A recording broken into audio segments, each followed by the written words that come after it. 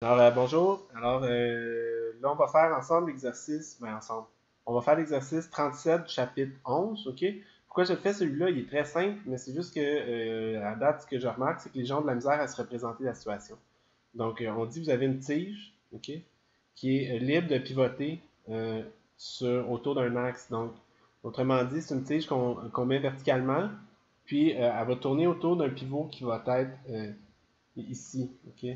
Donc, elle va tourner dans cette direction-là, comme ça, puis elle va tomber, autrement dit. Donc, c'est comme, imaginez que vous avez un crayon qui est debout sur une table, là. Donc, la situation initiale, votre crayon est comme ça, puis à la fin, votre crayon se retrouve ici, dans cette position-là. OK?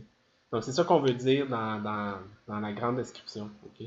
Puis, on vous demande de trouver la vitesse linéaire du bout d'ici. OK? À quelle vitesse est-ce que ce morceau-là se déplace une fois qu'il est tombé? OK? Donc, on va utiliser la conservation d'énergie ici, c'est vraiment simple. OK? Qu'est-ce qu'on a au début, par exemple, quand ma tige est en position verticale, elle contient de l'énergie potentielle gravitationnelle. À la fin, puisqu'elle tourne autour de cet axe-là ici, elle va contenir de l'énergie cinétique de rotation à la fin. OK? Donc, c'est quoi l'énergie potentielle mgh? C'est quoi l'énergie cinétique de rotation? Une demi I oméga carré. OK? Donc, qu'est-ce qui vaut quoi là-dedans? OK?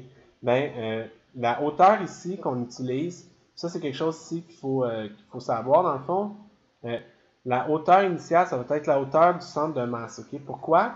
Parce que nous, on dit toujours le poids d'un objet agit au centre de notre objet, comme si toute la matière était concentrée à cet endroit-là.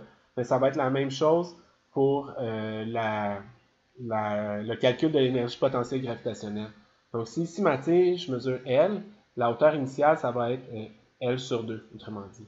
Donc, mg L sur 2. De l'autre côté, le moment d'inertie, qu'est-ce qu'on a? On a une tige qui tourne autour d'une de ses extrémités. Si on va regarder dans une feuille de formule, on nous donne le moment d'inertie d'une tige de longueur L puis de masse M qui tourne autour d'une extrémité, oméga carré.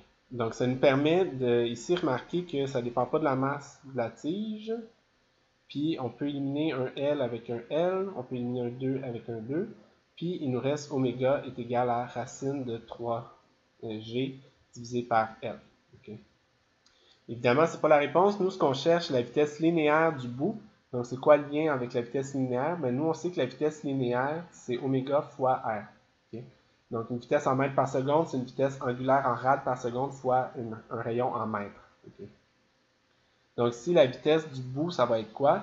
Mais sa vitesse angulaire qui est racine de 3G sur L, fois le rayon, mais à quelle distance se trouve mon point du pivot? Mais il se trouve à une distance L du pivot.